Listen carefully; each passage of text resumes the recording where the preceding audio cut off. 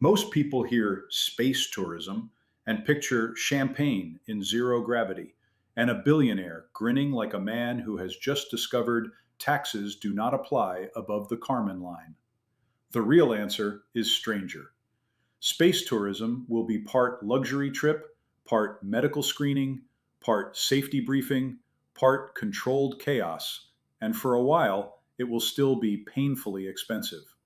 Stay with me, because the future of space tourism looks less like a sci fi vacation and more like the awkward first draft of commercial aviation.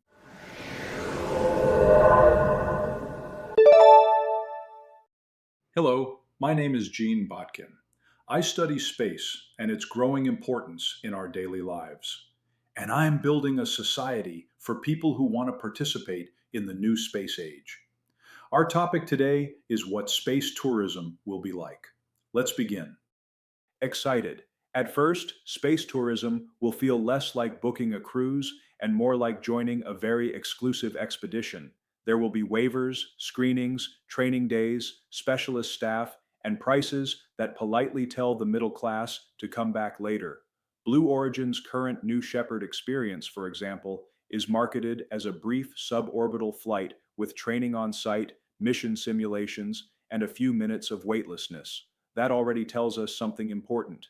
The early product is not life in space. It is a tightly managed encounter with space, curated down to the minute. According to Blue Origin, customers train over 2 days and learn the mission profile, safety systems, zero-G procedures, and simulations before flight. Curious. That means the first wave of space tourism will be built around ceremony as much as sensation. You will not stroll into orbit with a carry-on and a neck pillow. You will be processed, instructed, fitted, monitored, and probably photographed with the loving intensity of a wedding and a military exercise at the same time. The companies will sell transcendence, but the actual experience will begin with clipboards and blood pressure checks. Space has a way of ruining casual attitudes. That is part of its charm. And that leads to the next question. Once people are willing to pay for the ticket, what are they actually buying? Excited.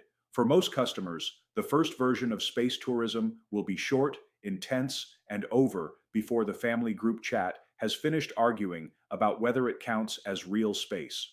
The suborbital model remains the clearest path for larger numbers of private passengers because it avoids the cost and complexity of orbital missions.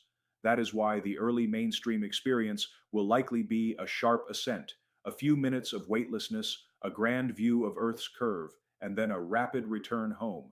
Blue Origin continues to sell exactly that kind of trip, centered on crossing the Kármán line and returning the same day. Surprised? That sounds brief because it is brief.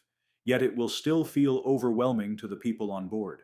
Even a few minutes in microgravity, strapped into a capsule that has gone from desert floor to black sky, is enough to scramble the senses and rearrange a person's emotional furniture. This is why the experience will be marketed less as transportation and more as transformation. The companies are not selling time, they are selling rarity. A very expensive glimpse beats a cheap routine, at least when the market is built around status and wonder. Still, the picture gets more interesting when you move beyond the up and down joyride, because once customers tire of a 10-minute cosmic appetizer, somebody will want the full meal. Pause. The next layer of space tourism will split into two paths. One path is orbital travel for the ultra-rich and state-backed private astronauts. The other is near-space luxury for people who want the view without the violence of a rocket launch. Curious, orbital tourism already exists in a limited form through private missions arranged with Axiom Space and launched using established systems, with NASA selecting Axiom's fifth private astronaut mission to the ISS for no earlier than January 2027. That tells us orbital tourism is real, but it is still closer to bespoke expedition than mass travel. Near space tourism is the gentler cousin. The promise there is a slow ascent, huge windows, fine dining, and a panoramic view from the stratosphere. Chuckles. It is space adjacent rather than space proper, which sounds like cheating until you remember most customers mainly want the view, the story, and the photographs that make their college roommate feel materially inadequate. Yet even here, the market looks shaky. Reporting in 2025 suggested Space Perspective had completed a major uncrewed test flight, but later reporting indicated commercial service had stalled badly. So, the future will not be one single thing. It will be several tiers of experience, from suborbital thrill ride to orbital mission to high altitude luxury retreat. That variety sounds promising, though it opens an awkward matter that no brochure enjoys discussing for very long. Excited space tourism will be sold with glamour, but it will operate under a regime of managed risk. The law is unusually frank about this. In the United States, commercial human spaceflight still leans heavily on informed consent, meaning passengers must be told the risks and accept them, because the FAA's authority over occupant safety remains limited and the legislative moratorium now runs until January 1st, 2028. The FAA also requires operators to train participants for emergencies such as smoke, fire, cabin pressure loss, and emergency exit. In other words, your ticket buys majesty, but it also buys a front row seat to the sentence, "There are hazards that are not fully known." Curious, that certainly sharpens the souvenir value. This matters because public acceptance of space tourism will depend less on hype than on whether the industry builds a reputation for boring competence. Thoughtful, aviation became normal when passengers stopped feeling like volunteers in a mechanical experiment. Space tourism has not reached that stage. It still sits in the awkward zone where companies can produce astonishing experiences, but the public knows one ugly accident could reset the whole market. That is why training will become part of the culture of the trip itself, not merely for safety, but because the experience has to feel controlled enough for wealthy amateurs to keep signing up. Excited. The actual passenger experience will probably feel half astronaut boot camp and half luxury hospitality. Blue Origin says customers go through mission simulations and safety instruction over 2 days. Virgin Galactic, for its part, has long framed its customer preparation as an astronaut readiness program rather than a simple check-in procedure. That wording is not an accident. The companies understand that people do not want to feel like freight with a pulse. They want to feel initiated. So expect a carefully choreographed ritual, medical evaluations, gear fitting, capsule orientation, emergency drills, crew coaching, media moments, fancy meals the night before, nervous jokes that stop being funny around dawn. Then the flight itself, where the sensory overload hits so fast that memory may feel like it has been dropped on the floor and kicked around a bit. Afterward, there will be branded jackets, mission patches, video packages, and a new social category for people who can say, with unbearable calm, "When I went to space." That sounds theatrical because it will be theatrical. The early industry has every reason to build myth around the experience, yet theater costs money, and this brings us to the issue that decides whether space tourism remains a novelty for the rich or grows into something broader. Thoughtful. For the next several years, space tourism will probably remain real, prestigious, and smaller than its promoters would like. A February 2026 Houston Chronicle report noted that both Blue Origin and Virgin Galactic had paused flights, with Virgin building its Delta-class vehicles and Blue Origin shifting attention toward more lucrative orbital work.